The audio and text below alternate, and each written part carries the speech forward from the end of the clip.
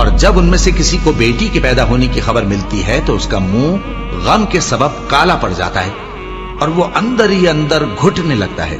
اور اس خبر بد کے سبب جو وہ سنتا ہے لوگوں سے چھپتا پھرتا ہے، سوچتا ہے کہ آیا ذلت برداشت کر کے لڑکی کو زندہ رہنے دے یا زمین میں گاڑ دے۔ دیکھو یہ جو تجویز کرتے ہیں بہت بری ہے، اور اسی کی نشانیوں میں سے ہے کہ اس نے تمہارے لیے تمہاری ہی جنس کی عورتیں پیدا کی تاکہ ان کی طرف مائل ہو کر آرام حاصل کرو، اور تم میں محبت اور مہربانی پیدا کر دی۔ جو لوگ غور کرتے ہیں ان کے لیے ان باتوں میں بہت سی نشانیاں ہیں، اور عورتوں کا حق مردوں پر ویسا ہی ہے جیسے دستور کے مطابق مردوں کا حق عورتوں پر ہے، البتہ مردوں کو عورتوں پر ایک درجہ فضیلت ہے، اور اللہ غالب ہے، صاحب حکمت ہے۔ اے پیغمبر صلی اللہ علیہ وآلہ وسلم، اپنی بیویوں اور بیٹیوں اور مسلمانوں کی عورتوں سے کہہ دو کہ باہر نکلا کریں تو اپنے چہروں پر چادر لٹکا کر گھونگھٹ نکال لیا کریں، یہ چیز ان کے لیے موجب شناخت و امتیاز ہوگی تو کوئی ان کو ایذا نہ دے گا، اور اللہ بخشنے والا ہے، مہربان ہے۔ اور کسی مومن مرد اور مومن عورت کو حق نہیں ہے کہ جب اللہ اور اس کا رسول کوئی بات طے کر دیں تو وہ اس کام میں اپنا بھی کچھ اختیار سمجھے، اور جو کوئی اللہ اور اس کے رسول کی نافرمانی کرے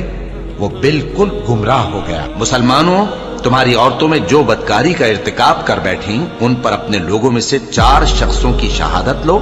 اگر وہ ان کی بدکاری کی گواہی دیں تو ان عورتوں کو گھروں میں بند رکھو یہاں تک کہ موت ان کا کام تمام کر دے، یا اللہ ان کے لیے کوئی اور سبیل پیدا کرے۔ اور جو 2 مرد تم میں سے بدکاری کریں تو ان کو ایذا دو، پھر اگر وہ توبہ کر لیں اور نیکوکار ہو جائیں تو ان کا پیچھا چھوڑ دو، بے شک اللہ توبہ قبول کرنے والا ہے، مہربان ہے۔ اور جس چیز میں اللہ نے تم میں سے بعض کو بعض پر فضیلت دی ہے اس کی تمنا مت کرو، مردوں کو ان کاموں کا ثواب ہے جو انہوں نے کیے، اور عورتوں کو ان کاموں کا ثواب ہے جو انہوں نے کیے، اور اللہ سے اس کا فضل و کرم مانگتے رہو، کچھ شک نہیں کہ اللہ ہر چیز سے واقف ہے۔ مرد عورتوں پر حاکم ہے اس لیے کہ اللہ نے بعض کو بعض سے افضل بنایا ہے، اور اس لیے بھی کہ مرد اپنا مال خرچ کرتے ہیں، تو جو نیک بیویاں ہیں وہ فرمانبردار ہوتی ہیں، اور ان کے پیٹھ پیچھے اللہ کی حفاظت میں مال و آبرو کی خبرداری کرتی ہیں۔ اور جن عورتوں کی نسبت تمہیں معلوم ہو کہ سرکشی اور بدخوئی کرنے لگی ہیں تو پہلے ان کو زبانی سمجھاؤ، اگر نہ سمجھیں تو پھر ان کے ساتھ سونا ترک کر دو، اگر اس پر بھی باز نہ آئیں تو زد و کوب کرو، پھر اگر تمہارا کہنا مان لیں تو پھر ان کو ایذا دینے کا کوئی بہانہ مت ڈھونڈو، بے شک اللہ بہت اونچا ہے، بڑا ہے۔ مومنوں،